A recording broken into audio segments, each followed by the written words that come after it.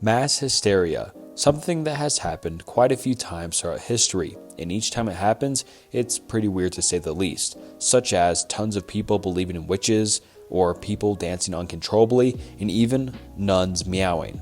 Yeah, this is going to be a weird and interesting video to say the least.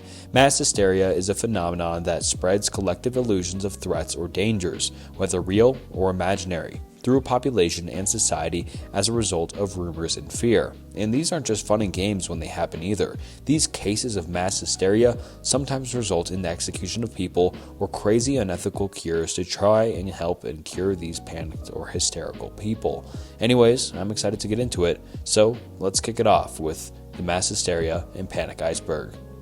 And actually, before we get into it, consider subscribing to the channel. We are nearing 100,000 subscribers, and it'd be awesome if you could help contribute to that goal. It's free to subscribe, and you can always change your mind, so that'd be nice if you could help contribute. Thanks. Alright, just getting right into the iceberg, starting off with Tier 1, and the first entry being War of the Worlds radio broadcast. The War of the Worlds radio broadcast refers to an infamous incident that occurred on October 30th, 1938, when Orson Welles and his Mercury Theater on the Air performed a radio adaptation of H.G. Wells' science fiction novel, The War of the Worlds. The broadcast was part of the CBS radio series The Mercury Theater on the Air.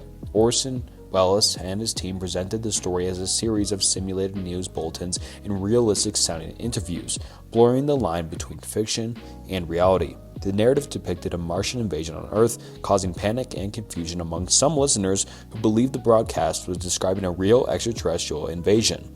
The realistic format of the broadcast, combined with the fact that some listeners tuned in after the introduction, contributed to the widespread panic that ensued. Many people thought that the events were real, leading to reports of mass hysteria, people fleeing their homes, and calls to emergency services. Salem Witch Trials. The Salem Witch Trials were a series of hearings and prosecutions that took place in 1692 in colonial Massachusetts. The trials resulted in the execution of 20 people, who were mostly women, who were accused of witchcraft. The events unfolded in the towns of Salem Village and Salem Town. The origins of the Salem Witch Trials can be traced back to January 1692, when two young girls, Elizabeth Parris and Abigail Williams, began experiencing strange symptoms such as fits, convulsions, and hallucinations. The local doctor, unable to identify a physical cause, suggested that the girls might be under the influence of witchcraft. And of course, just a doctor just thinking witchcraft, yeah, second best option to anything else more plausible, but whatever. Amid growing hysteria, other young girls in the community began exhibiting similar symptoms, and accusations of witchcraft quickly spread. The first three women accused of witchcraft were Sarah Good, Sarah Osborne, and Tituba, an enslaved woman owned by Reverend Samuel Parris, who was the father of Elizabeth Parris. The trials were characterized by a lack of due process, reliance on spectral evidence, which is testimony about dreams and visions, and a general atmosphere of fear and suspicion. The accused faced harsh conditions in jail, and many confessed to witchcraft under pressure or in hopes of avoiding execution. In June 1692, the newly established Court of Oyer and Terminer began hearing cases. By September, the trials had resulted in the execution of 20 people, 19 by hanging and 1 by pressing, and several others died in jail while awaiting trial. In October 1692, the governor of Massachusetts, Sir William Phips, dissolved the Court of Oyer and Terminer, recognizing the flaws in the legal proceedings. In 1693, the remaining accused individuals were released from jail, and the Massachusetts Bay Colony issued a public apology for the events of the Salem Witch Trials. 1980s Satanic Panics. The term satanic panic refers to a series of moral and cultural panics that emerged in the United States during the 1980s. These panics centered around allegations of satanic ritual abuse and secret satanic cults, instigating fear and leading to accusations, investigations, and sometimes prosecutions based on often unfounded and sensational claims. One notable aspect of this phenomenon involved cases of alleged satanic ritual abuse and daycare centers, with claims ranging from SA and ritualistic ceremonies involving children. The reliance on repressed memories as evidence, where therapists believe patients could recover memories of traumatic events, added a controversial dimension to the panic. Media played a significant role in spreading and amplifying the fear, with television programs, talk shows, and news reports sensationalizing the claims. Books like Michael Remembers and documentaries fueled public anxiety. Law enforcement agencies were sometimes influenced by the panic, leading to investigations based on allegations of satanic activities.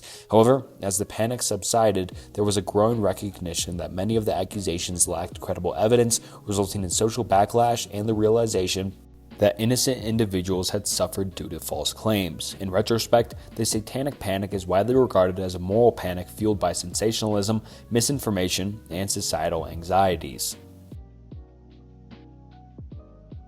Bank run. A bank run occurs when a large number of customers withdraw their deposits from a bank, usually within a short period.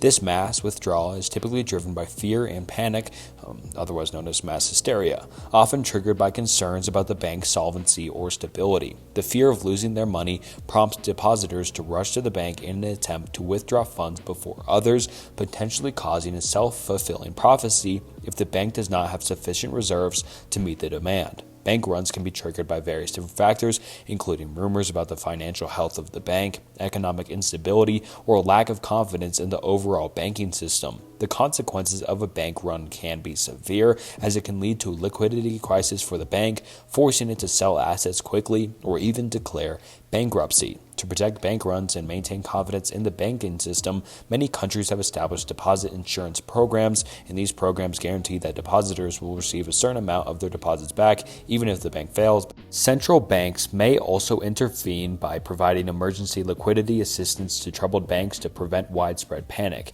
Historically, notable examples of bank runs include the Great Depression in the 1930s, when a wave of bank failures and runs contributed to the economic downturn, and in more recent times during the global financial crisis of 2008, and concerns about the stability of some banks led to depositors withdrawing all their funds, and governments had to intervene to stabilize the financial system. Dungeons and Dragons. The Dungeons and Dragons, or D&D Panic and Hysteria, refers to a series of moral panics that occurred in the 1980s and early 1990s. During this period, Dungeons and Dragons, a popular tabletop role-playing game, became the target of sensationalized claims linking it to alleged negative effects on individuals, particularly children and teenagers. These claims included assertions that playing D&D could lead to mental health issues, S-word tendencies, and even involvement in satanic or occult practices, and this kind of connects with the satanic panic, which we talked about earlier. Many of these concerns stemmed from a misunderstanding of the game, as individuals often had a limited understanding of what D&D actually involved or what even happened in the game. Several factors contributed to the D&D panic, including a few highly publicized cases of individuals who were D&D players and had died by S-word. Despite inaccuracies in linking the game to these tragedies, the association fueled fears about the game's potential impact. Moreover, a broader cultural context of the time, which included a moral panic about Satanism and occult practices, like I earlier said, contributed to the negative perception surrounding D&D. Media coverage played a significant role in amplifying the panic, with sensational stories often presenting the game in a negative light, further contributing to public fear and misconceptions. In response to the panic, some schools and communities took measures to ban or completely restrict access to Dungeons and Dragons. However, as the panic subsided and more research was conducted, the claims against Dungeons and Dragons were debunked.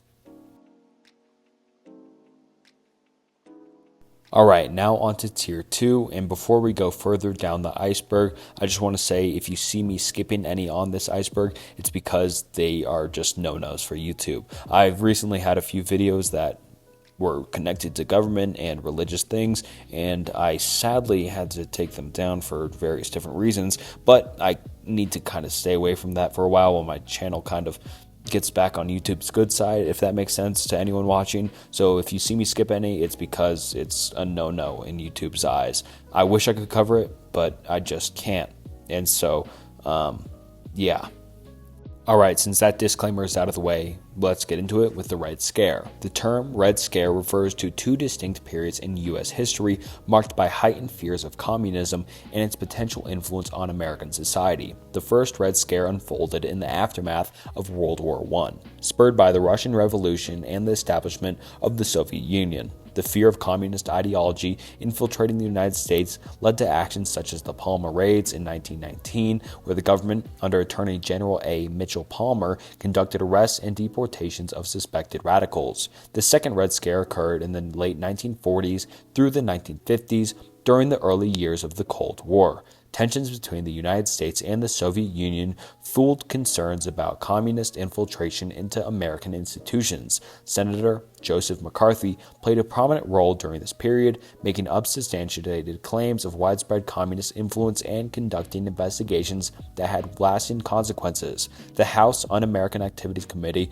conducted hearings to expose alleged communist sympathizers, contributing to the Hollywood blacklist and the stifling of free speech in various sectors. Both Red Scares had profound social and political impacts, creating an atmosphere of suspicion and fear for all people in the United States and throughout other people in the world.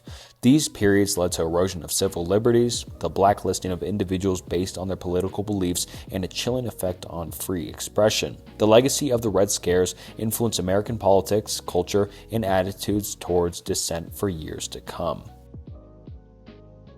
Black Friday trampling deaths. There have been an unfortunate incidents in which Black Friday shopping events resulted in trampling deaths. Black Friday, the day after Thanksgiving in the United States, is known for large discounts and sales that attract large crowds to retail stores. The combination of enthusiastic shoppers, limited time deals, and crowded spaces has, at times, led to chaotic situations. One notable incident occurred on November 28, 2008, at a Walmart store in Valley Stream, New York. The store opened its doors early for a sale, and as eager shoppers rushed in, a stampede ensued. In the chaos, a temporary employee was trampled to death, and several others were injured. The incident highlighted safety concerns associated with the large crowds and intense shopping atmosphere on Black Friday. In the aftermath of such incidents, there have been increased attention on crowd control and safety measures during major retail events. Some retailers have implemented strategies as organizing queuing, staggered store opening,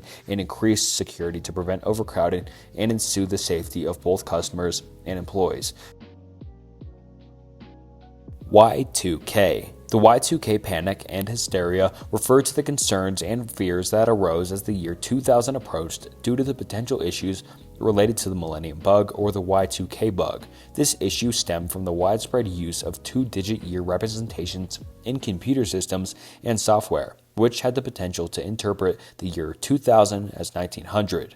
This, in turn, could lead to malfunctions in computer systems affecting various sectors, including finance, transportation, utilities, and more. The Y2K bug became a significant global concern because many computer systems and embedded chips use only two digits to represent years.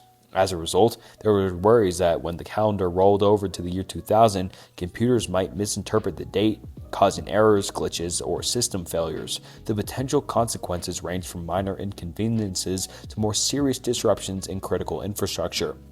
In the years leading up to 2000, there was a considerable amount of media coverage, speculation, and public anxiety about the potential impact of the Y2K bug. Governments, businesses, and organizations worldwide invested substantial resources to identify and address the issue. This involved updating or replacing entire computer systems, conducting extensive testing, and implementing contingency plans. As New Year's Eve approached in 1999, there was a heightened sense of anticipation and concern about what might happen when the clock struck midnight. However, when the transition to the year 2000 occurred, the majority of Y2K-related problems were minimal or non-existent. The extensive efforts to address the bug had largely been successful in preventing major disruptions. In hindsight, the Y2K panic is often seen as an example of how proactive measures, awareness, and collaboration among various stakeholders may mitigate potential technological challenges. Although I've never understood this, I don't know why people were so afraid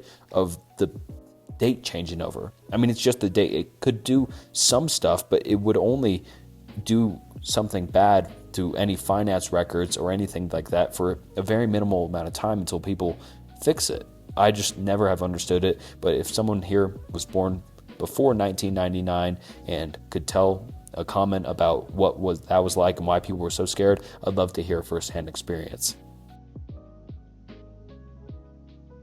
Backmasking. Backmasking is a recording technique in which audio is reversed and recorded onto a track that is meant to be played forward. When the reverse section is played backward, listeners may hear hidden messages, often in the form of words or phrases.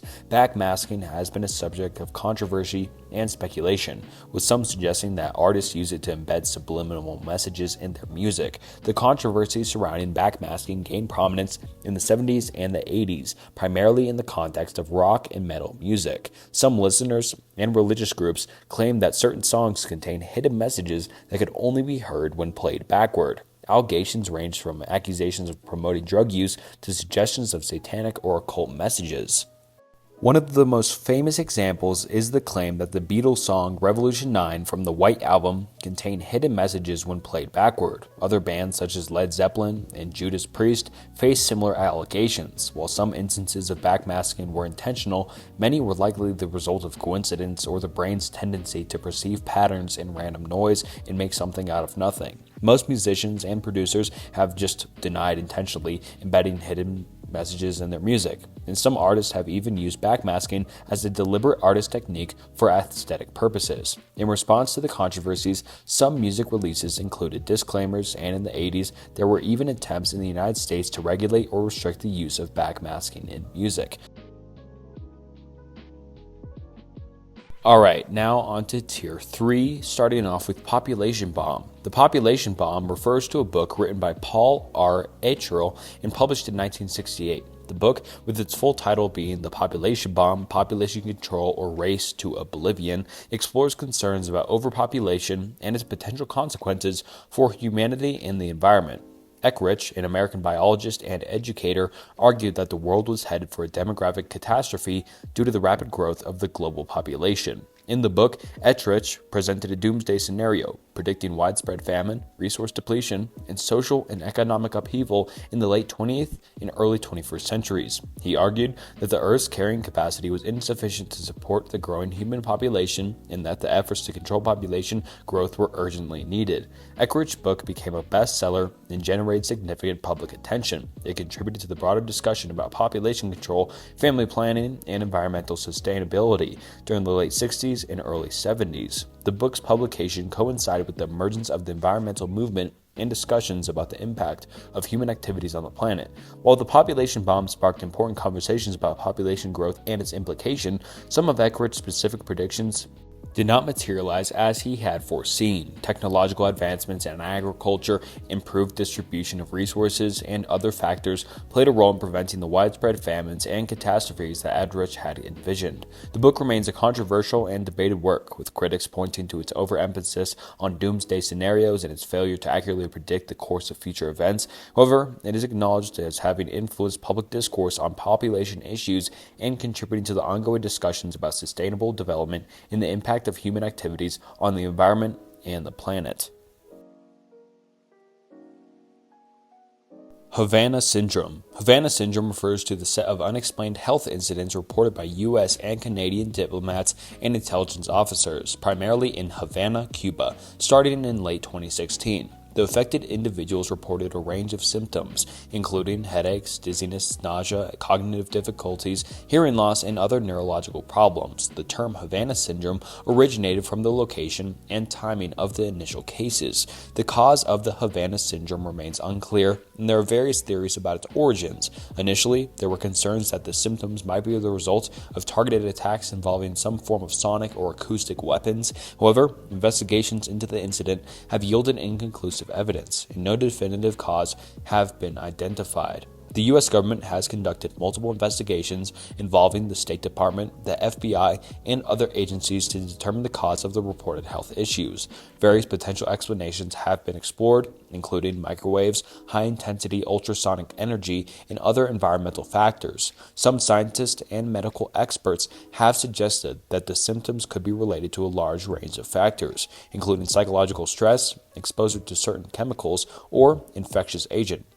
The mystery surrounding Havana Syndrome has led to diplomatic tensions between the United States and Cuba. In response to the reported incidents, the U.S. government reduced embassy staffing in Havana, expelled Cuban diplomats from the United States, and issued travel advisories for U.S. citizens visiting Cuba. Similar health incidents have been reported in other locations, including China and other countries, leading to increased concern and scrutiny.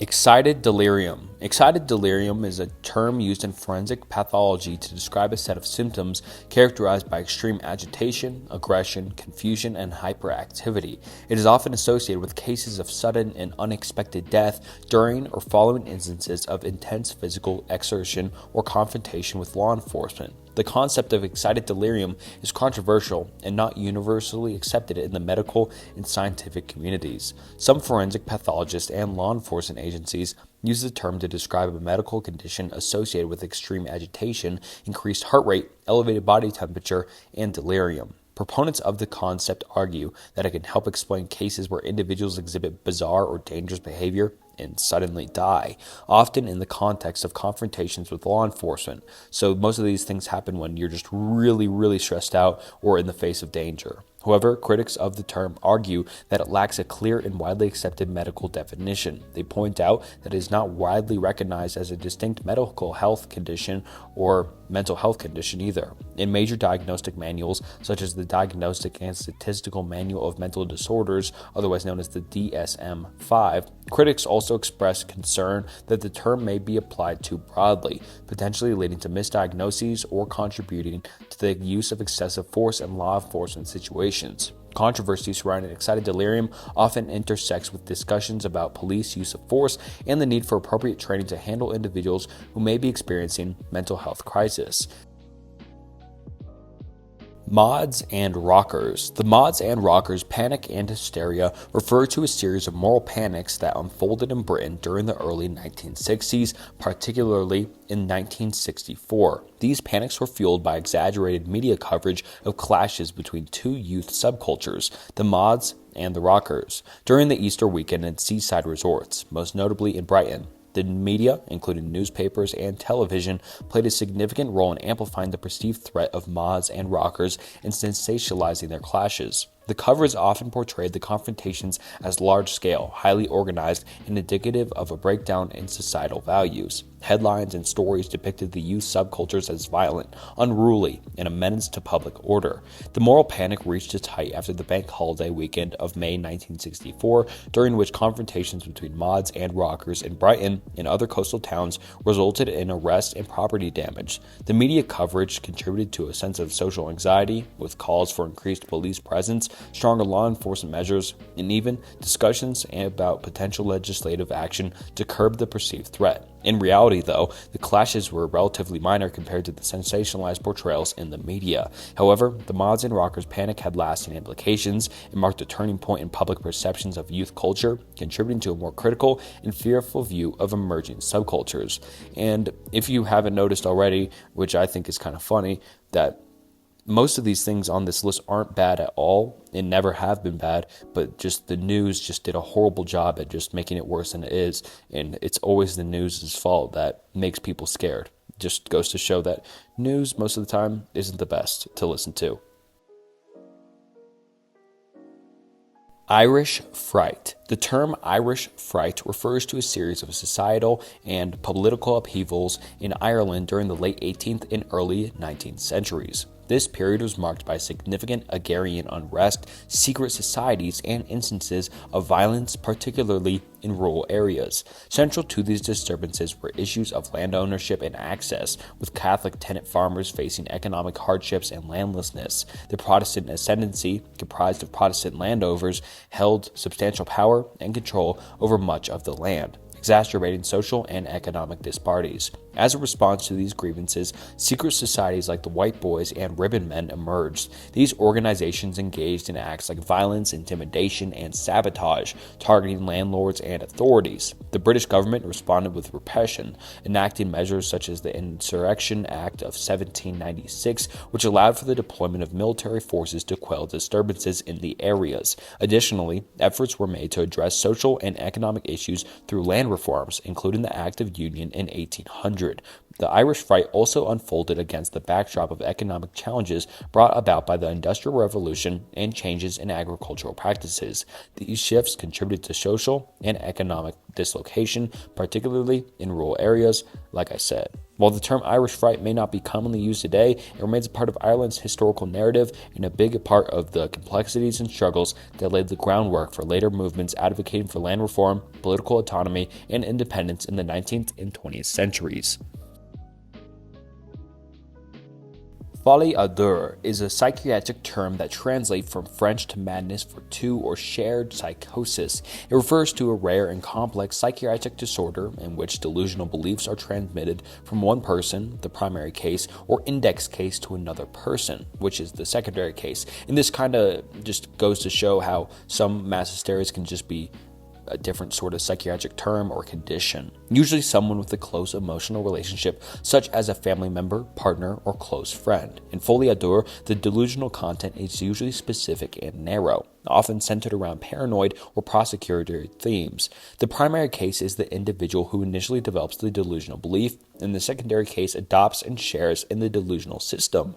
The secondary case may not have a pre-existing psychiatric condition at all, but comes to accept and believe the delusion through close association with the primary case. There are two variations of folie à deux, including folie à trois, that is shared psychiatric involving three individuals, and folie imposée, which is the imposition of delusional beliefs by one dominant person onto a more passive individual. The Diagnostic and Statistical Manual of Mental Disorders classifies shared psychotic disorder under the broader category of delusional disorders. It emphasizes the importance of the close relationship between the individuals involved and the potential resolution of the shared delusional beliefs in the individuals are separated. Treatment typically involves addressing the primary case's psychiatric condition and separating the two individuals apart from each other so they don't keep sharing the delusion, especially if the shared delusions persist. Individual and family therapy may be beneficial in helping the secondary case reestablish a more independent and reality-based perspective apart from each other. St. Vitus's dance, historically known as Sydenham's chorea, represents a neurological disorder characterized by involuntary, rapid, and irregular movements of the limbs and facial muscles. The term has medieval origins and was associated with dancing manias, often perceived as manifestations of divine possession or punishment. Sydenham's chorea is now recognized as a major clinical manifestation of rheumatoid fever, a condition resulting from untreated streptococcal infections, particularly Group A Streptococcus. It typically follows strep throat, but not everyone with Streptococcus infections develops rheumatic fever or chorea. Individuals with Sydenham's chorea experience purposeless, involuntary movements that begin in the face and may spread to the limbs. Emotional and behavioral changes, such as irritability and difficulty concentrating, can accompany these movements. The disorder is linked to the autoimmune response, where the immune system mistakenly attacks the body's own tissues, including the brain. Advancements in medical care, particularly the use of antibiotics to treat streptococcal infections, have significantly reduced the incidence of rheumatic fever and its neurological manifestations. And St. Vitus's dance is an archaic term. It reflects historical perceptions of this disorder, which is now more accurately referred to as the Sydenham's chorea in contemporary medical terminology. Ghost dance. The ghost dance was a spiritual movement that emerged among Native American tribes in the late 19th century, particularly in the western United States. It originated in response to the profound cultural disruption and loss of traditional ways of life experienced by Native American communities during a period of intense conflict with European settlers and the U.S. government. The movement gained prominence in the early 1890s under the teachings of Wovaka, a northern prophet. Central to the ghost dance was elaborate circular dance rituals performed for hours, believed to facilitate communication with spiritual entities. Wovaka's message offered hope in a promise of messianic age. envisioning a transformation of Native American circumstances. Some followers believed that the dance could protect them from harm, including bullets. However, U.S. authorities misunderstood the peaceful and spiritual nature of the ghost dance, fearing it might incite rebellion. The government sought to suppress the movement, leading to the tragic events such as the Wounded Knee Massacre in the 1980s. During this confrontation in South Dakota, the U.S. Army attempted to disarm Lakota Sioux participating in the ghost dance, resulting in the loss of many lives, including women and children. And this was a very bad part of American history and Native American history, obviously, but it's just crazy how the U.S. government just completely misunderstood dance, a cultural dance, and just thought it was a sign for rebellion and just decided to wage war on them for no reason at all.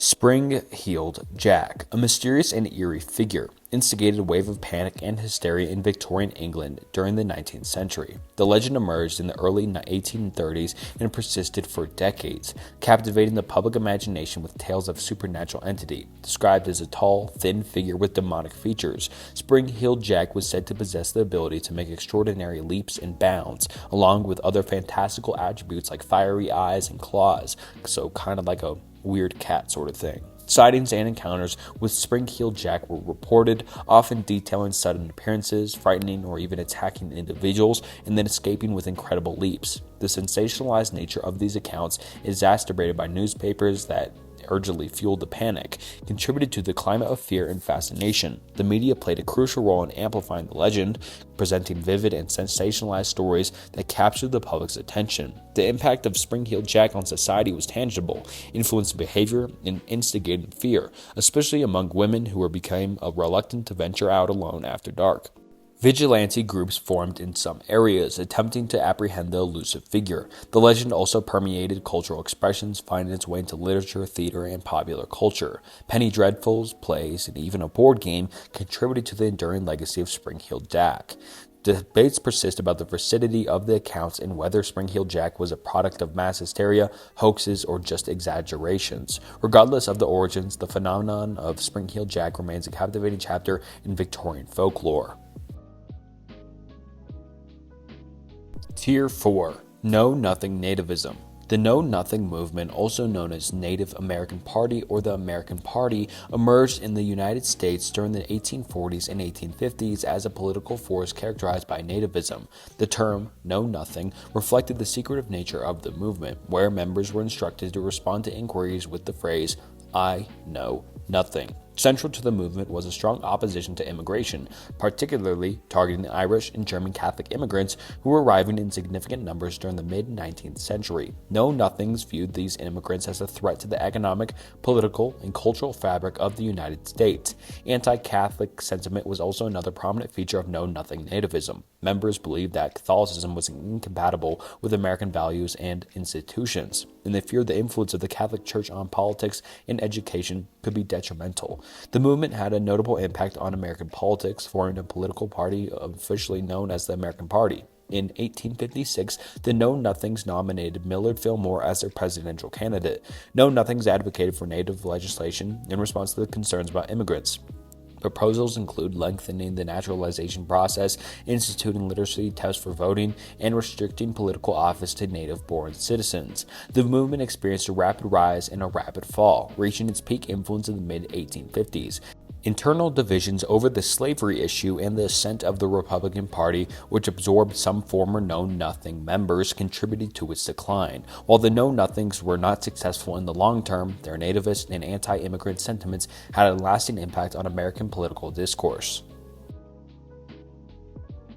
Holy laughter is a phenomenon observed in central religious contexts where individuals undergo spontaneous and uncontrollable episodes of laughter as part of their spiritual experience. This occurrence is often associated with charismatic or Pentecostal practices and is characterized by its unexpected and involuntary nature. Individuals experiencing holy laughter describe the laughter as overwhelming and view it as a manifestation of the presence of the Holy Spirit or divine force that causes them to laugh. These episodes typically take place in religious settings that emphasize charismatic practices, such as Pentecostal and charismatic Christian churches. Holy laughter is often considered a sign of spiritual renewal, providing participants with a sense of joy, emotional release, and a deeper connection to their faith.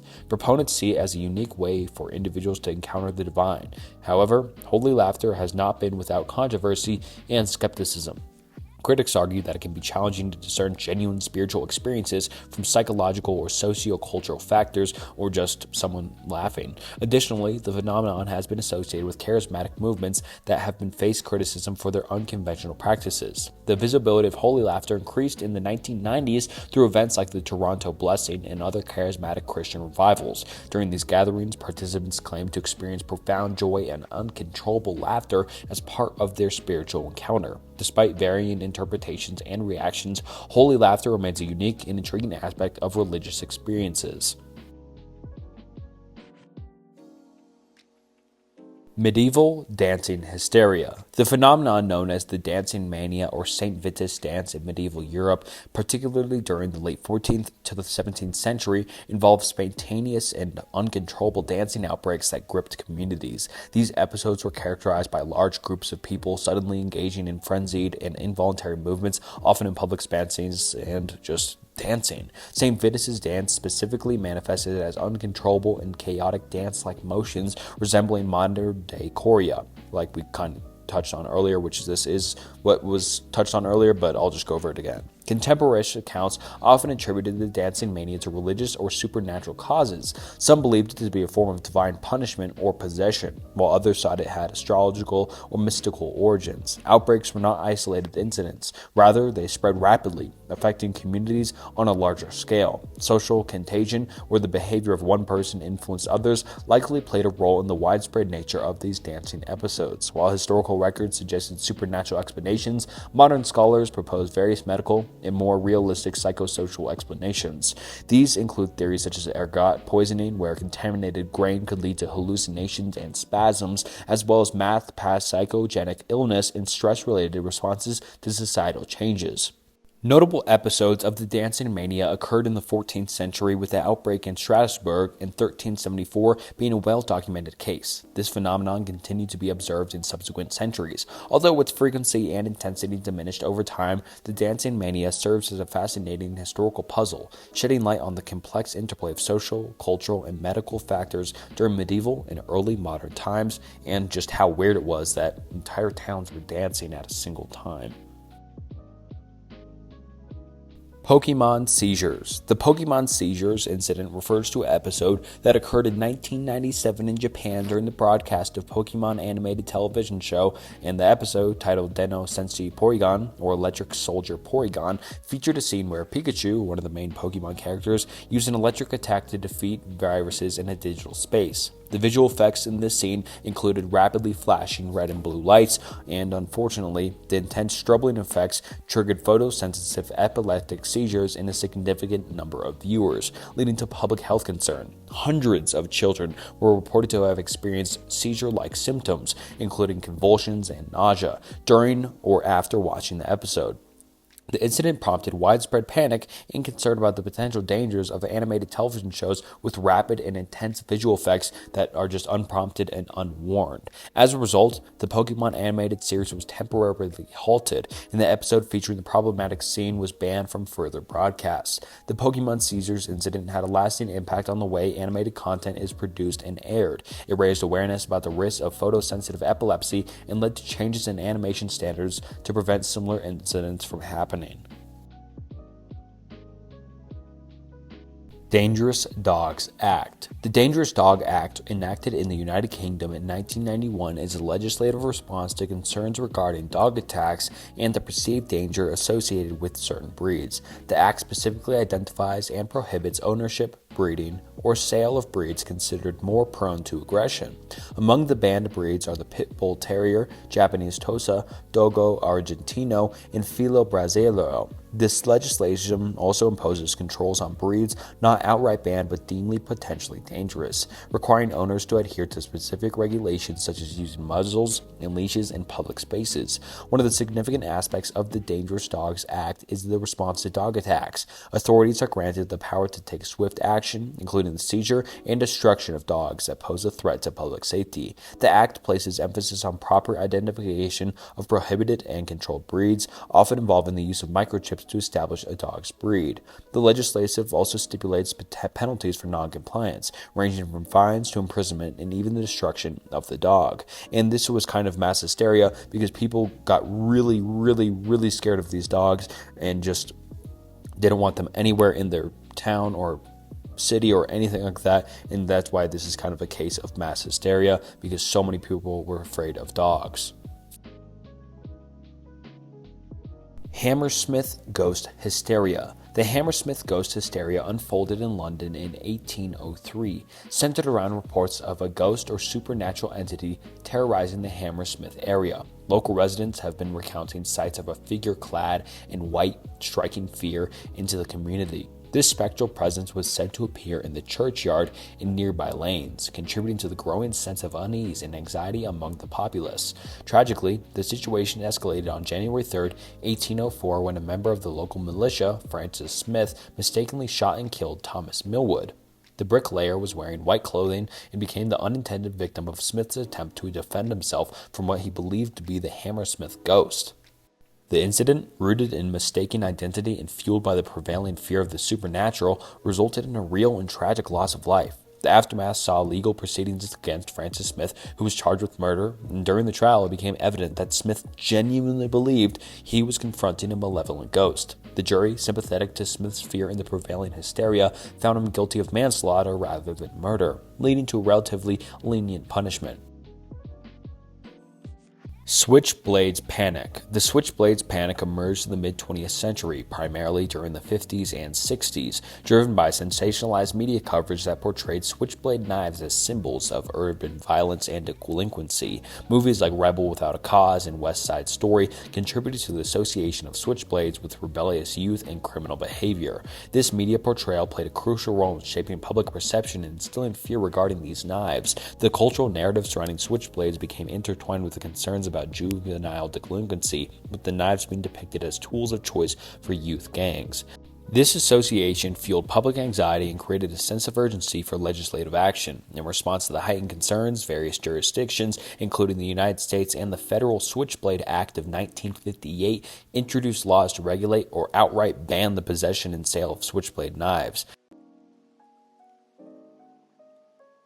Tier 5. Medieval Nunnery Hysteria. The reference to nuns meowing like cats is often associated with an unusual historical episode known as the meowing nuns or the meowing convulsions. This phenomenon occurred in the 17th century in the French town of London. In 1632, a Eurasian convent in London became the center of attention due to strange behaviors exhibited by some of the nuns. One of the nuns, Sister Jean des Agnes, began to experience fits and convulsions. Soon after, several other nuns in the convent started displaying similar behaviors. What made this case particularly bizarre was that the convulsions were often accompanied by meowing sounds, leading to the nuns being described as meowing like cats. The situation gained notoriety and various theories were proposed to explain the peculiar behavior. One prominent theory was that the nuns were victims of alleged demonic possession. The town of London was already known for its tensions between Catholic and Protestant communities, and the events at the convent became entangled with political and religious conflicts.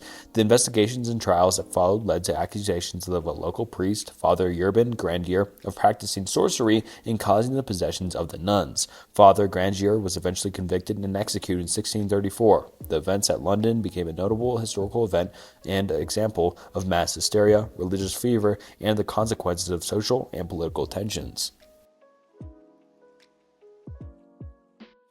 Dancing Plague of 1518 is a bizarre and perplexing historical event unfolded in the streets of Strasbourg during the summer of 1518. It originated with a woman named Fra Toffe, who began dancing uncontrollably in public. What started an isolated incident quickly escalated into a widespread phenomenon, with hundreds of individuals joining in the spontaneous and uncontrolled dancing. Participants in the dancing were gripped by the compulsion they could not overcome, leading them to dance for days on end. The relentless dancing took a toll on their bodies, resulting in exhaustion, injuries, and tragically, some individuals dancing until they succumbed to physical exertion and its associated complications. The public health implications of this strange and alarming behavior prompted local authorities and medical professionals to intervene. Efforts were made to curb the dancing, including arranging for musicians to play in the hopes of satisfying the compulsion to dance. Despite these interventions, the phenomenon persisted for several weeks. Numerous theories have been proposed to explain the dancing plague, ranging from psychogenic or mass psychogenic illness to the possibility of ergot possession. Ergot contamination as rye bread could induce hallucinations and muscle spasm, potentially contributing to the collective compulsion to dance. Historical records from the time, including accounts by local physicians and civic authorities, document the scale and impact of this extraordinary event. 2016 clown sightings, and this one is definitely one of my favorites on the list because I remember when this was happening and this was just crazy. In 2016, the phenomenon of clown sightings captivated the attention of the public across the United States. Reports of individuals dressed as menacing clowns emerged in various states, with the mysterious figures appearing in public spaces and often attempting to scare or intimidate passerbyers. The widespread nature of these sightings led to a surge in media coverage, creating a social phenomenon that quickly gained notoriety. Social media played a pivotal role in amplifying the trend, as reports and images of clown sightings were widely shared on platforms like Twitter, Facebook, and Instagram. The rapid dissemination of information contributed to the phenomenon's virality, sparking both concern and curiosity among the public. The impact of the clown sightings extended to schools, where some incidents occurred in close proximity. As a precautionary measure, schools implemented safety measures and communication with parents increased. In certain cases, schools even went into lockdown to ensure the safety of the students. Law enforcement agencies responded to the trend seriously, investigating reports and making arrests in instances where individuals were involved in clown-related incidents. Tier 6. Strawberries with sugar virus. The mongrous Azúcar virus, also known as the soap opera virus, indeed refers to a phenomenon of mass hysteria that occurred in Portugal in May 2006. The episode of the popular Portuguese teen soap opera featured a storyline where a fictional disease was introduced to the school attended by the characters. Following the broadcast of the episode, some teenagers began to exhibit symptoms similar to those portrayed on the show, including rashes, breathing troubles, and severe dizziness. The phenomenon quickly spread, affecting more than 300 high school students across 14 different Portuguese schools. Some schools were temporarily closed due to the perceived severity of the outbreak, even though in reality it was nothing. Despite the widespread concern, the Portuguese National Institute for Medical Emergency dismissed the situation as a case of mass hysteria. Dr. Nelson Pereira, the director of the institute, attributed the symptoms to a few children with allergies and suggested that it was a phenomenon of intimidation among other children. Another doctor, Mario Almeida, expressed skepticism, stating that he knew of no disease that could selectively target school children. The morangos Azúcar virus serves as an interesting example of how media, in this case a television soap opera, can influence a trigger collective psychogenic response and make everyone fake sick. Social contagion is a phenomenon deeply ingrained in human social dynamics. It revolves around the spread of thoughts, behaviors, or emotions within groups through imitation and social influence. It manifests as individuals adopt attributes, beliefs, or actions influenced by behaviors or opinions of those around them.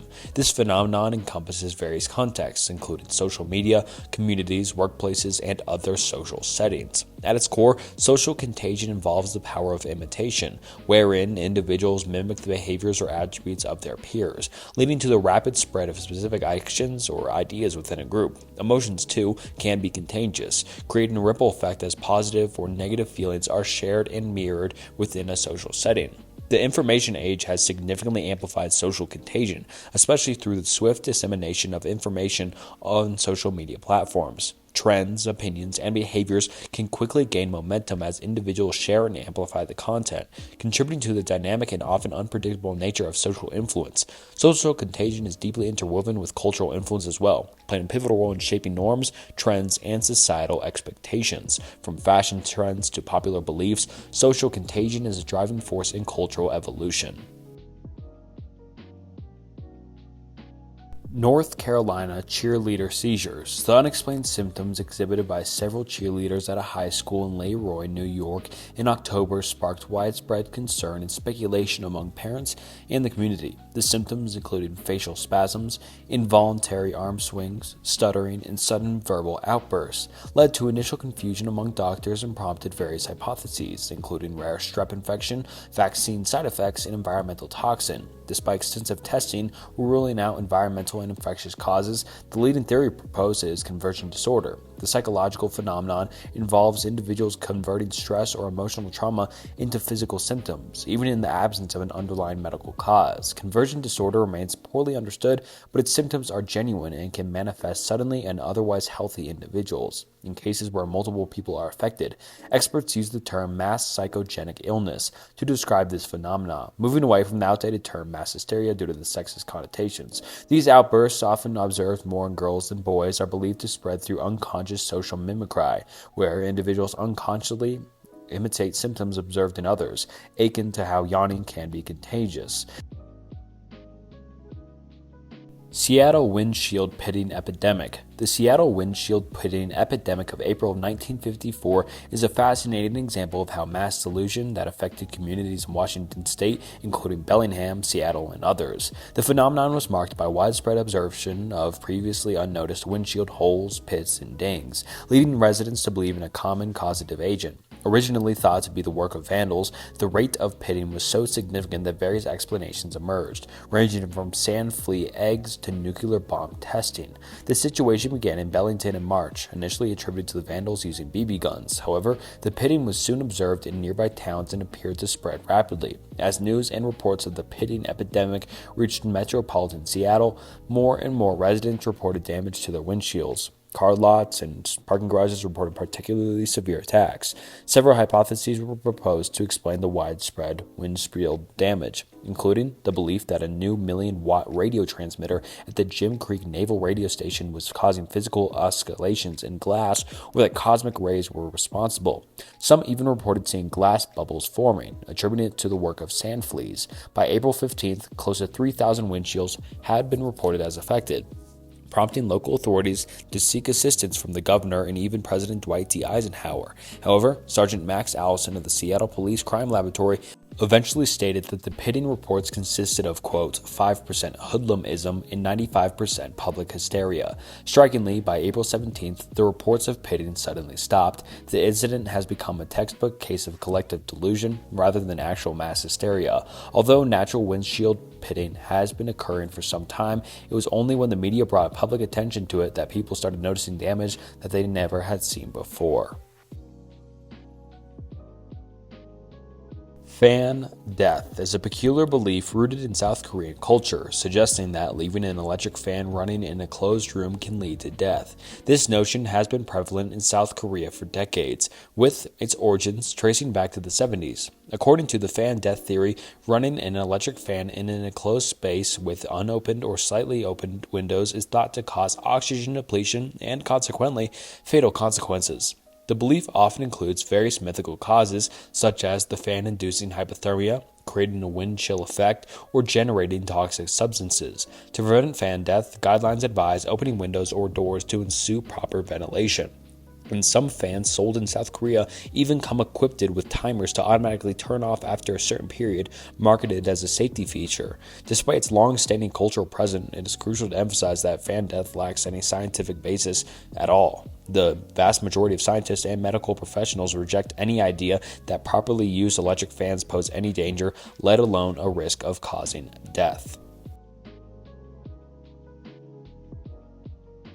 Tier 7. Würzburg Nunnery Panic. The Würzburg witch trials unfolded between 1626 and 1631 in the Prince-Bischof of Würzburg, Germany, during a period marked by widespread fear of witchcraft. As part of the broader European witch hunt craze, these trials were driven by the belief that those accused of witchcraft were in league with the devil, posing a threat to religious and social order. Accusations often included charges of consorting with the devil, practicing malevolent magic, and causing harm through supernatural means, leading to the arrest, trial, and execution of many individuals, which was predominantly women. Within the context of the 30 Years' War, the trials occurred during a tumultuous period that further heightened anxiety and uncertainty. Interrogations and torture were commonly employed to extract confessions, and these harsh methods were contributed to the significant number of executions in Würzburg. Hundreds of people fell victim to the trials, subjected to the process that lacked sufficient evidence and often relied on coerced admissions. The culmination of the trials came in 1631, and their conclusion was influenced in part by the intervention of secular authorities seeking to curb the excess of the witch hunts. As skepticism about the validity of accusations grew, the fervor surrounding the trials gradually diminished. The Würzburg witch trials, like similar episodes across Europe, serve as a reminder of the irrationality, superstition, and the injustice that characterized this dark chapter in history. Mad Gasser of Mattoon. The Mad Gasser of Mattoon refers to a series of incidents that unfolded in Mattoon, Illinois during the later part of August and early September 1944, capturing widespread attention due to the reports of mysterious assailants releasing gas into homes. Residents claimed to experience symptoms such as nausea, vomiting, headaches, and even temporary paralysis, attributing these effects to actions of an elusive figure clad in dark clothing. However, investigations by law enforcement failed to uncover any tangible evidence of a mad gasser. The incident is often interpreted as a manifestation of mass hysteria, where heightened anxiety and collective fear with the community led to reports of events that may have not had a basis in reality. The descriptions of the supposed assailant varied among residents, and the reported symptoms were inconsistent. As the reports gained traction, media coverage contributed to the sensationalized atmosphere, further fueling concerns and panic within the community. While some incidents were later attributed to natural causes, such as industrial odors, the Mad Gasser case remains a notable example of how shared beliefs and emotions can influence the perception of a large amount of people. Monkey Man of New Delhi. The Monkey Man of Delhi, or New Delhi, phenomenon unfolded in the summer of 2001, marked by a series of reported attacks and sightings of a mysterious creature in and around Delhi, India. Descriptions of the creature varied, with witnesses depicting it as part human and part monkey, possessing features like sharp claws and glowing red eyes. As reports of the Monkey Man's attacks spread, panic ensued, leading to a state of heightened alertness among residents. Media coverage played a pivotal role in amplifying the hysteria, with sensationalized news reports and rumors contributing to public fear. The phenomenon gained extensive coverage both locally and internationally. Authorities responded by deploying police and paramilitary forces to patrol the streets, urging people to remain calm and cautioning against the spread of rumors. The Monkey Man sightings are commonly interpreted as an instance of mass hysteria, where the fear of a perceived threat leads to a collective belief in the existence of a mysterious creature, and despite widespread reports, no concrete evidence of the Monkey Man's existence was ever found. Investigations suggested possible factors such as misidentifications of known animals, fear-driven hallucinations, or the influence of cultural beliefs contributing to the phenomenon. After a few weeks, the Monkey Man hysteria subsided. The riding tremor epidemic that occurred in Poland in 1892 is a historical example of mass psychogenic illness, where psychological distress within a group leads to physical manifestation of symptoms. In 1892, a schoolgirl's writing hand began to tremble uncontrollably, and this phenomenon spread to other schoolgirls in the same environment. The incident reflects how shared stress or anxiety can result in physical symptoms, highlighting the psychogenic nature of the illness. Similarly, in 1962, in Tanganyika, a group of schoolgirls experienced an episode known as the laughing plague. The laughter, which started with one girl, spread to others and persisted for an extended period, causing disruptions in the school. Like the riding tremor epidemic, the laughing plague is considered a manifestation of mass psychogenic illness, where the collective psychological state of the group influences physical behavior. Conversion disorder, also recognized as functional neurological symptom disorder, is a psychological condition characterized by the manifestation of neurological symptoms without any discernible medical or neurological cause. Individuals with conversion disorder often experience a range of symptoms affecting motor or sensory functions, such as paralysis, weakness, tremors, seizures, or difficulty swallowing. These symptoms are believed to be expressions of psychological distress and are considered a form of somatic symptom disorder. The onset of conversion disorder is frequently associated with stress, trauma, or other psychological factors, serving as a means for individuals to express emotional turmoil that may be challenging to articulate verbally. Crucially, the diagnosis of conversion disorder hinges on the absence of any neurological explanation for the symptoms, as medical tests and imaging studies typically reveal no structural or psychological abnormalities. Tier 8. Moores Ford Lynchings. The Moores Ford lynchings occurring on July 25, 1946 near Monroe, Georgia, marked a horrifying episode of racial violence during the Jim Crow era in the southern United States. The victims, two African-American couples, Roger and Dorothy Malcolm, and George and May Murray Dorsey, were intercepted by a white mob at the Moores Ford Bridge. The couples were brutally taken from their vehicle and subjected to a barrage of gunfire, resulting in their tragic deaths. The motivations behind the lynchings are complex, with allegations suggesting that Roger Malcolm's perceived involvement with a white woman may have fueled the violence, and the incident served as a gruesome illustration of racial intimidation and a stark reminder of the deeply intense racial tensions prevailing in the post-World War II South. Despite widespread public outrage and calls for justice, investigations into the Moores Ford lynchings faced significant challenges. A code of silence within the community and the fear of reprisals deterred witnesses from coming forward, hindering efforts to bring the perpetrators to justice. Rapid onset gender dysphoria has emerged as a term to describe a phenomenon where individuals, often adolescents, reportedly develop a gender dysphoric identity suddenly and with a rapid onset. And yeah, that's it. That's all I could find.